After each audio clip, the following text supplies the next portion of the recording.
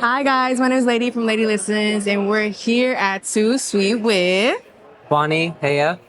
Hi Bonnie, how are you doing? Hello, how are you? I'm good, I'm chilling, man. We're here at Too Sweet. Let's get into it. What are we drinking today for? Strawberry lemonade, recommended by yours truly over here. Dog, I love a good strawberry lemonade. If a place has a good strawberry lemonade, I'm there, I'm chilling, it's refreshing. I get you. I got a iced latte caramel. It did take a hot second to get this done, but shout out to Sweet on the coffee. I haven't tried it yet, but we're First drink. yeah, it's good. 10 out of 10.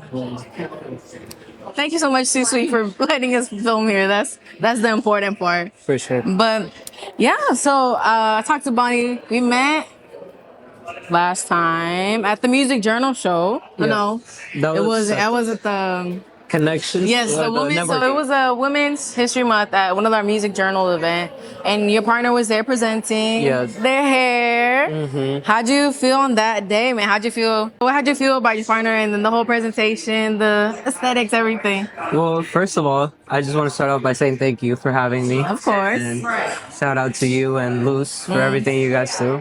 And no, it was a cool experience. I mean, I'm proud of her and everything she does, so for her to have me come and be a part of it and just experience it with her is like amazing for me already by itself. So it was a good experience. I mean, she did great. I thought she provided some information that maybe not a lot of people should know or a lot of people know. So Yeah. it was cool to see that. And the show, like the whole thing was amazing. The performance, everybody networking. I met some cool people, some film people, I think it was. Yes. So it was cool. It was cool. It was a lot of networking, unexpected too, just out of nowhere. So. Yeah, because you mentioned you're not originally from Houston. So where are you from originally? Tell me a little bit about your moving situation. Yes, no, we were just talking about it, but so I grew up in Tecate, Baja California, which is in Mexico, right by the San Diego border. Okay. And I was living there all my life until I was like 12, born and raised.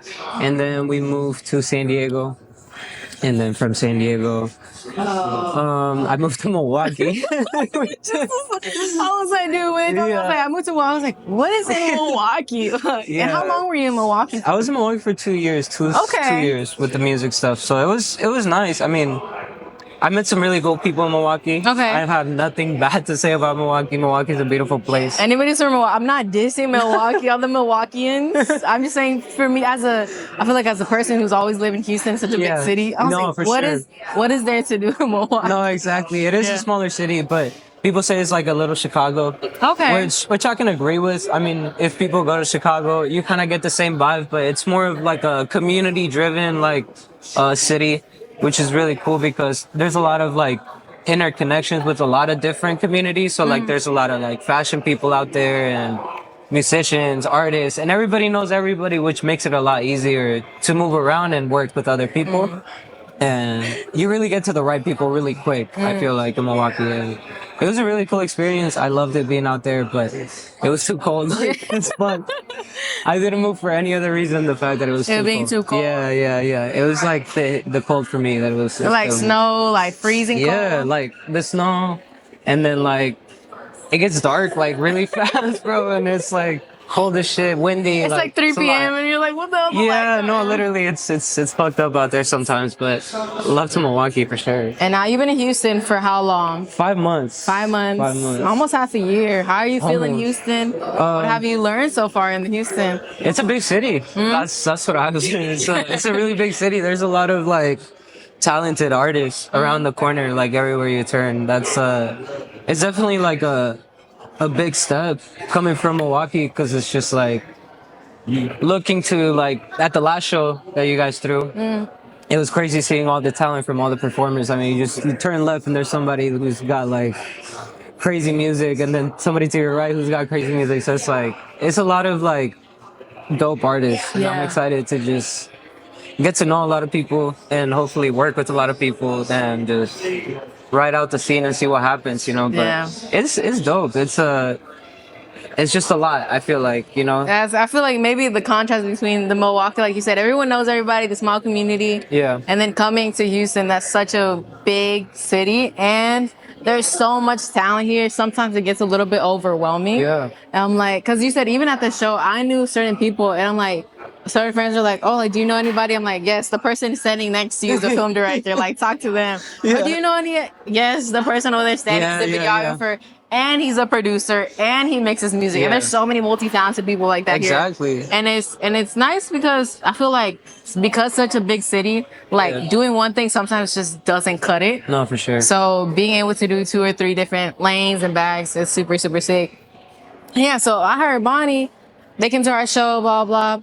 And then we talked a little bit afterwards, and I'm like, oh, I do music. I was like, oh, sick, send it over. You know, I'm always on the lookout for Open, people. yeah. Send it over. And Luce, I saw the DM, but I was like, blah, blah. And then Luce was like, dude, listen to Bonnie shit. And I was like, yeah. Listen to that.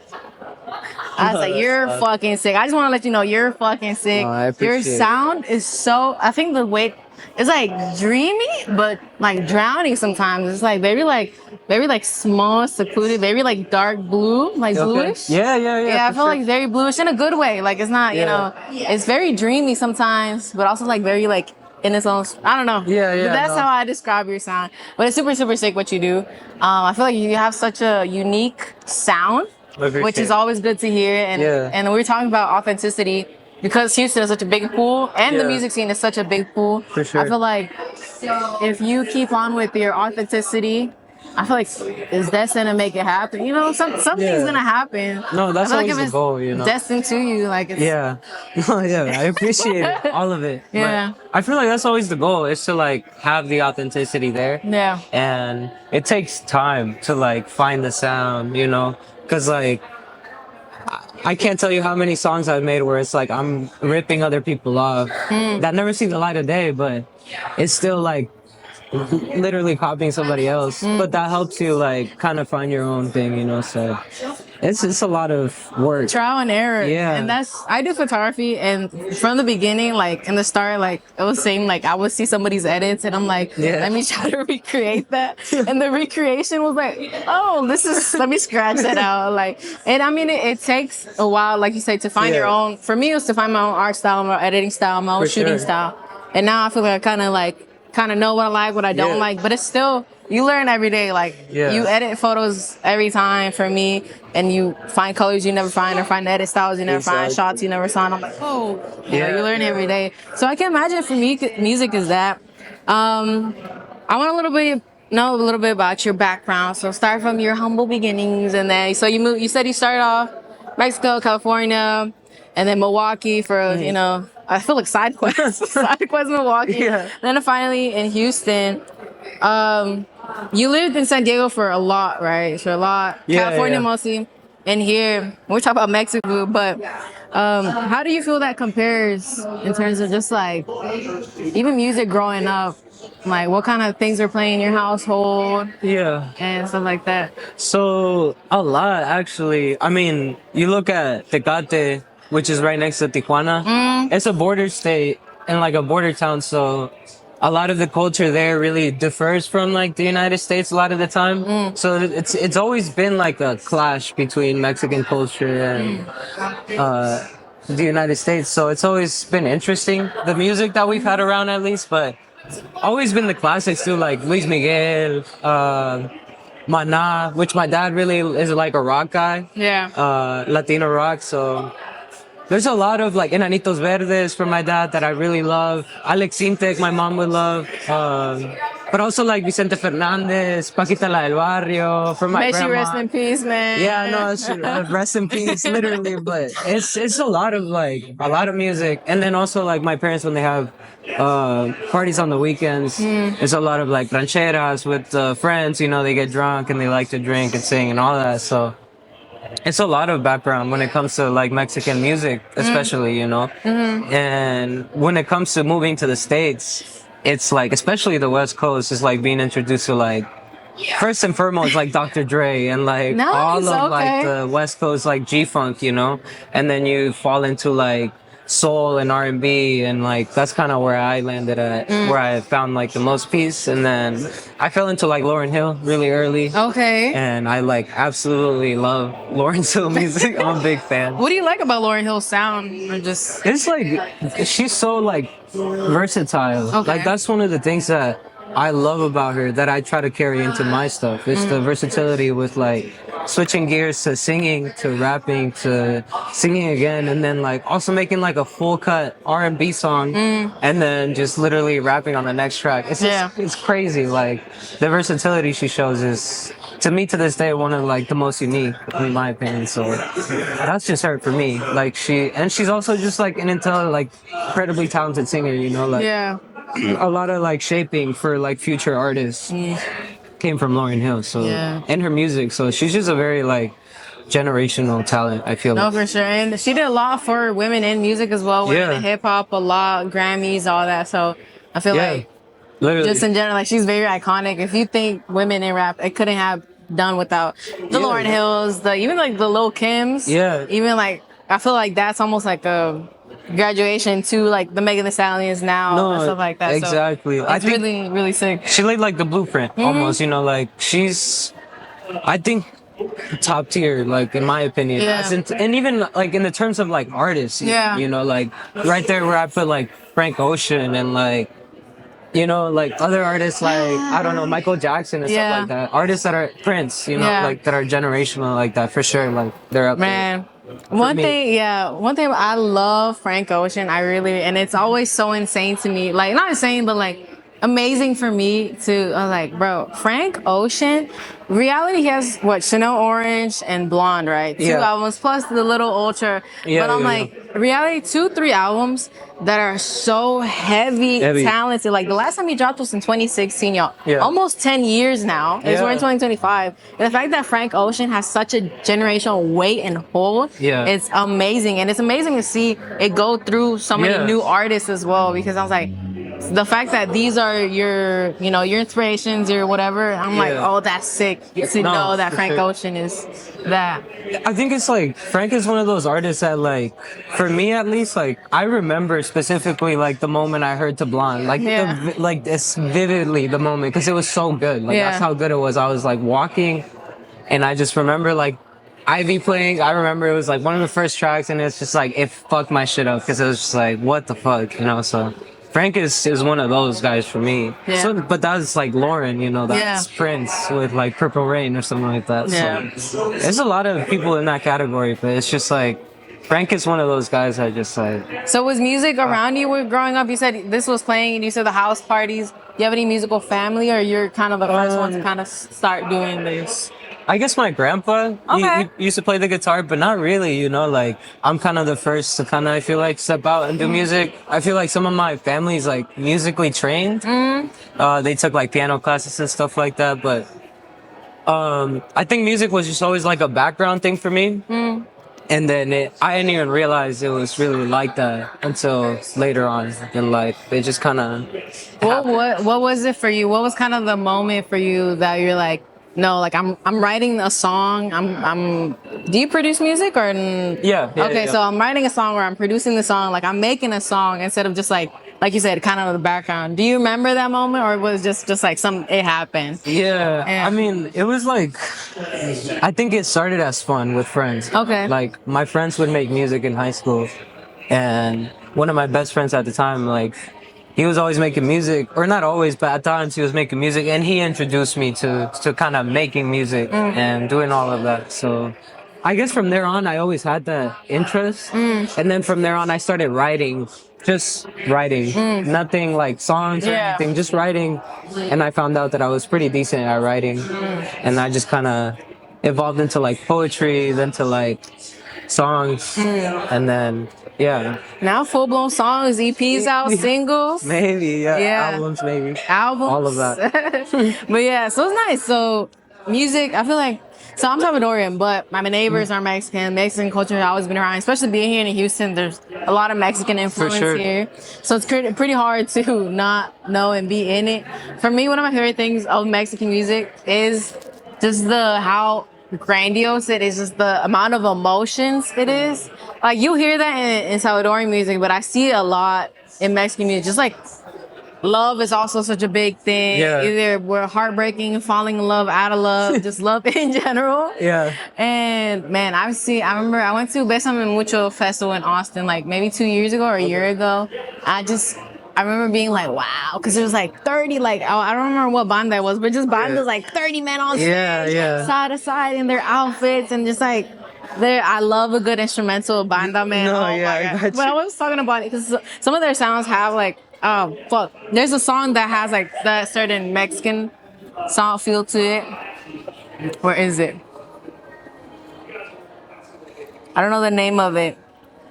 Oh, Lloro. Oh, Okay, yeah. Lloro has a more like Mexican feel to it. Yeah. So I was asking Bonnie, I was like, bro, imagine you behind a band on this, like actually live banda. Like, would you ever do that? No, for sure. That's always like open for sure. Yeah, and I would love to. It just takes a lot of people and a lot of moving around with instruments and all of that. But yeah, of course, I would do it. I'm open to it. I think if I just meet the right people and we get it down for sure. Y'all any bandas? Literally, hit me up, dude. ASAP. No, I need to see it, Like and I need a today. private concert too. I was like, I need y'all somehow. I was like, oh yes, Oh, that's for sure.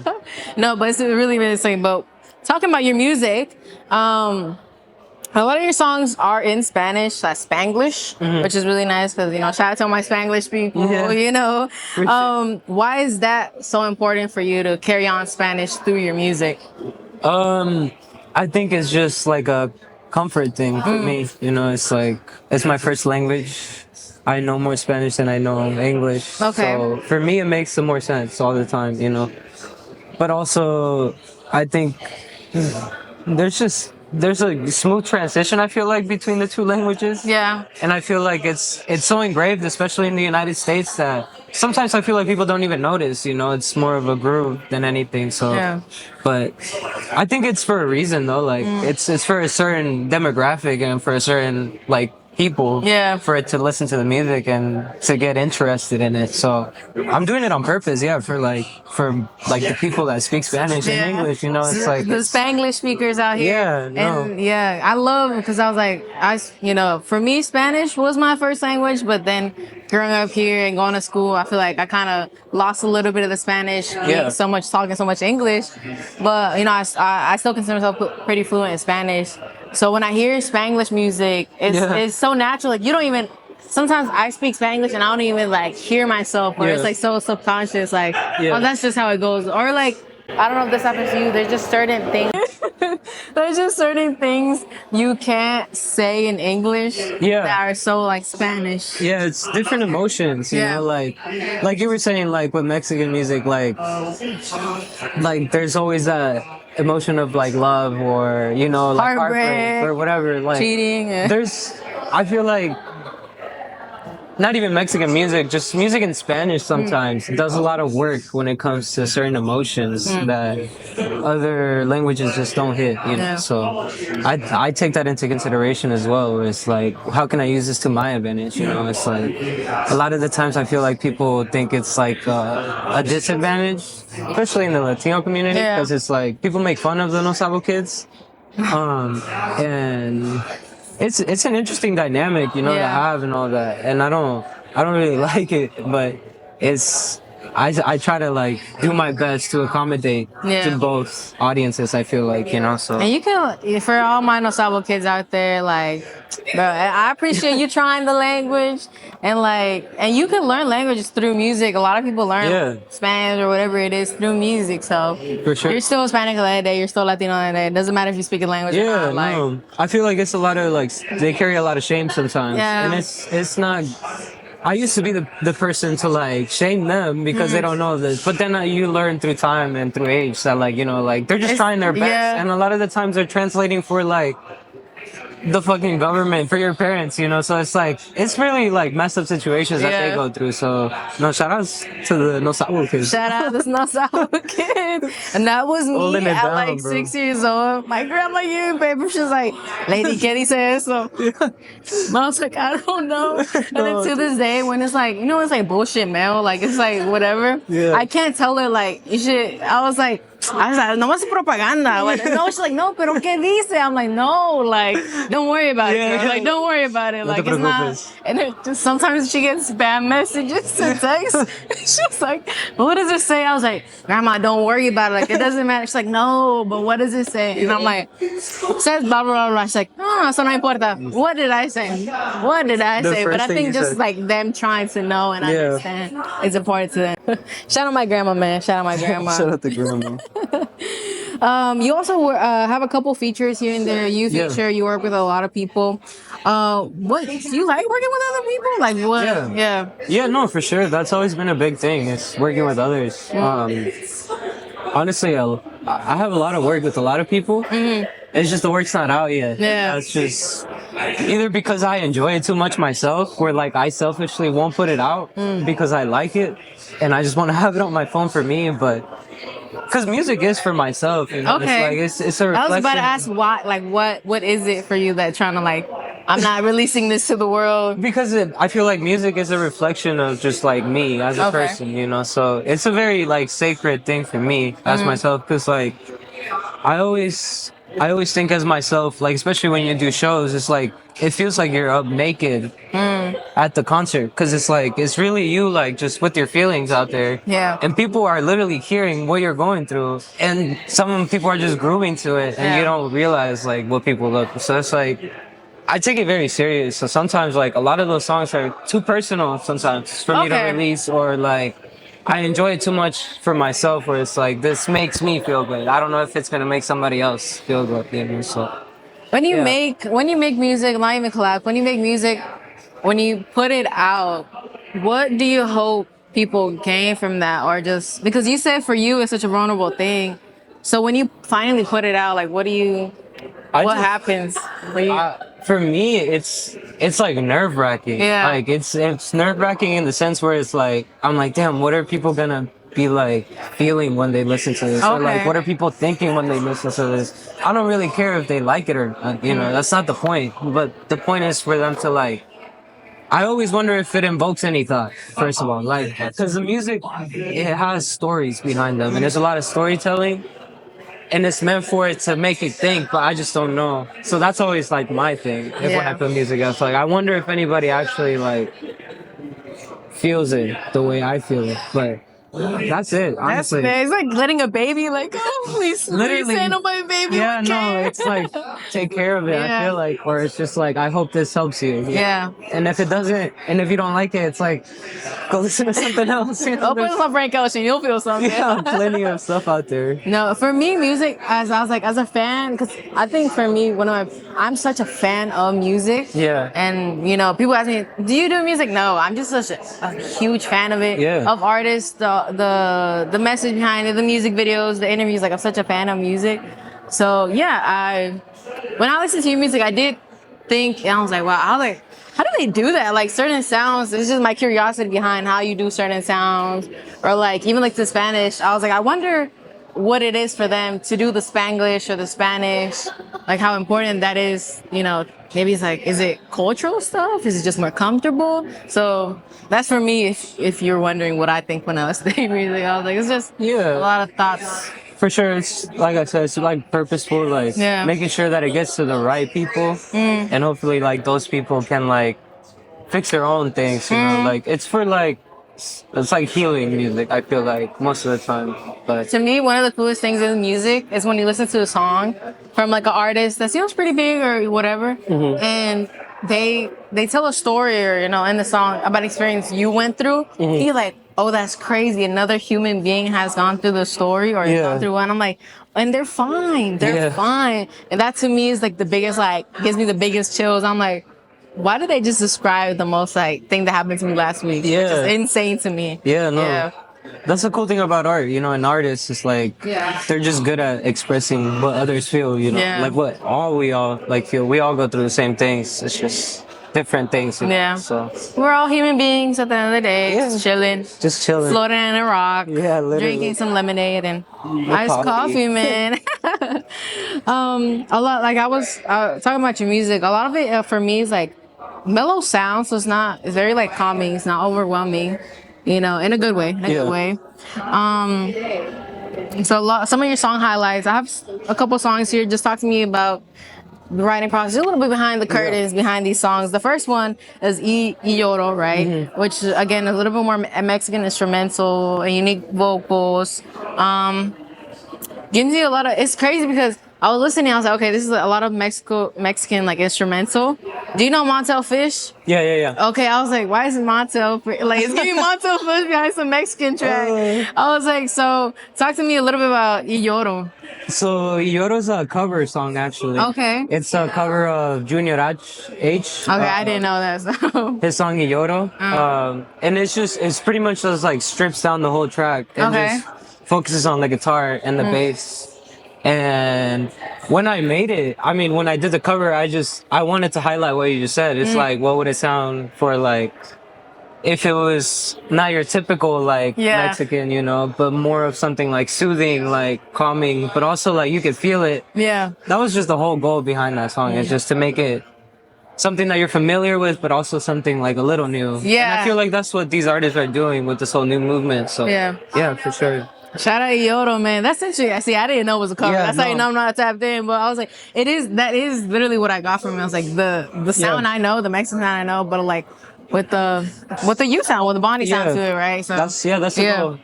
So we talked inspiration artists. We named Frank Ocean, and you know, you talked a little bit about what kind of music you grew up. What do you listen to recently? Like right now, I listen to a lot of Greek. I don't know if you've heard of Greek. Yeah, did he see Greek in Houston? I knew he was here, but I didn't go. I missed out, unfortunately. But no, I love his music. Like all of his stuff. I was just listening to Ripcord on the way over here, which is off his new album, Accelerator. So I love all his shit, honestly. And I was listening to some, probably that's it right now, honestly. Greek? Yeah, just a lot of Greek, because his music is just crazy experimental. And are you a big like album person? Like, do you digest albums or like? For sure. Yeah. I like to listen to albums like front and back.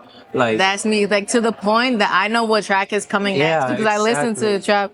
I run it top to bottom, top to bottom, top to bottom. I feel like you have to. It's like, it's intended for you to do. It's a playlist, you know. It's like you gotta listen to the playlist. Yeah. It's like it's a free playlist. Just listen. So for all you people who shuffle albums on first listen, I'm scared of you. Do not do that around me. We're listening from intro to the what's it called, the skits, whatever. The skits, whatever it is, the middle ones, all the way to the outro. Oh yeah, Grammy. What is it? You know.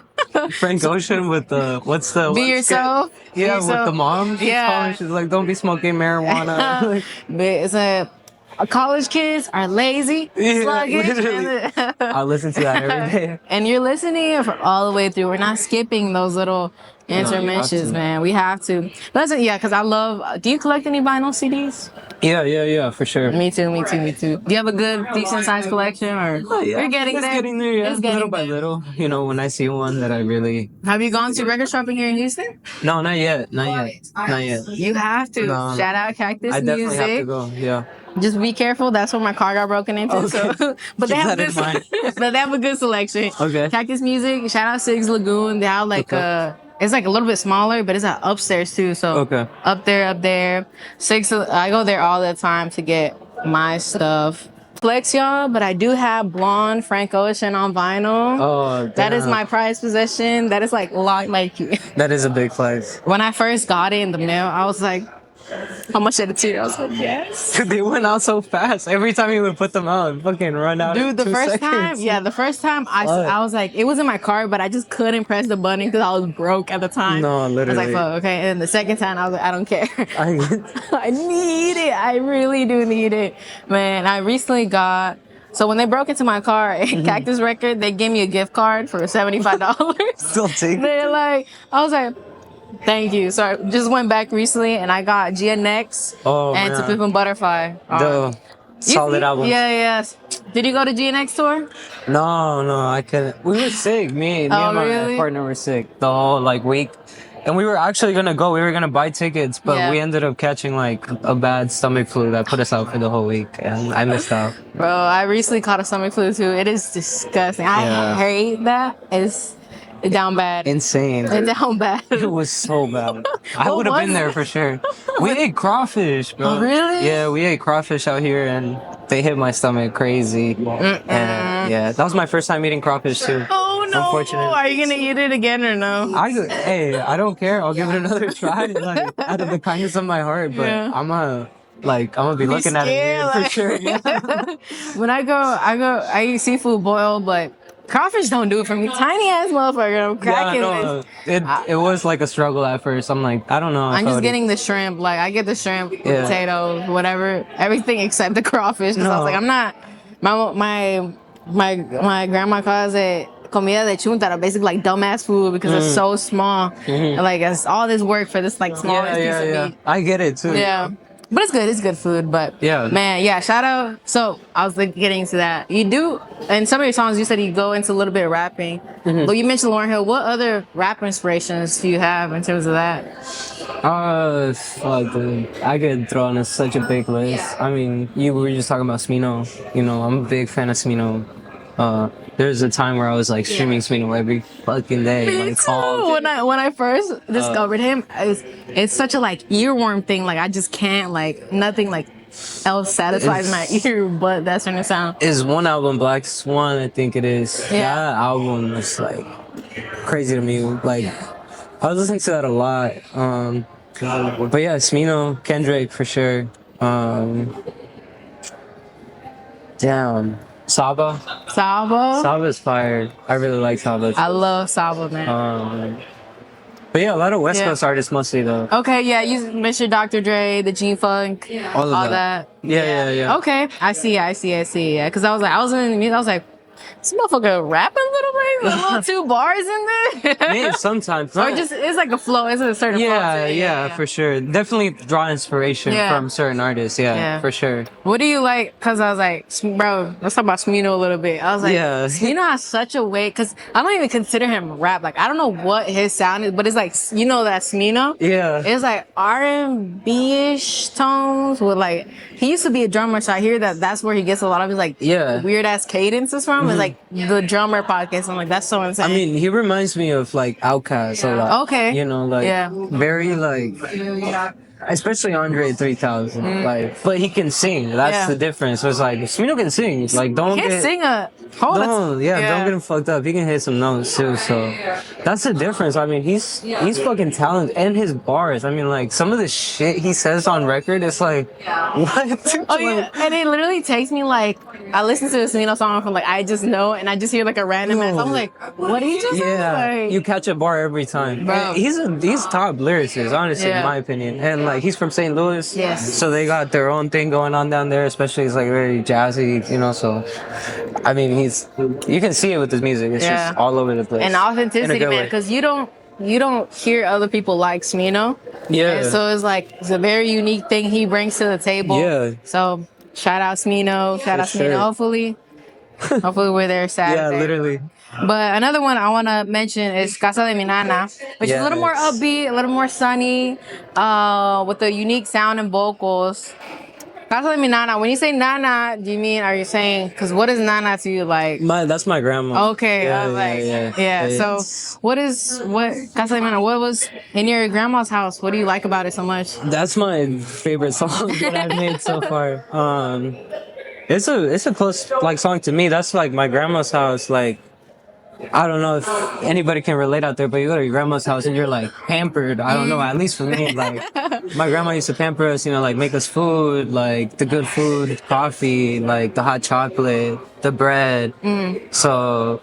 Yeah, that song is like very dear because I'm admitting that I'm just going through like a lot in the song and like, you know, things are not okay and I'm like at a low point and my option is just to go to my grandma's house, you know, because that's the only place where I'll feel like at home and the best. So yeah, no, that's like my favorite song that I've made. And it was a very like fast written song, like 10, 15 minutes because it was just like so I needed to write that. Yeah. You know, so it was just one of those. I like that one because it's a little more, even though like your sound on other things is very blue, this one's, you know, like more upbeat to it. And shout out grandma's house, man. Oh, Shout out grandma's. Like, oh yeah, I was just talking about my grandma. I was like, there's something else, man. Hispanic grandmas are something else. No, literally. But then you have your most recent one, which is like literally a week. What is it, a week ago? Yeah, a week ago. It's Southside, baby. So, he's in Houston now. He's Southside. It's from Milwaukee. That's from where Alina's from. Okay. So it's a little bit with play of that.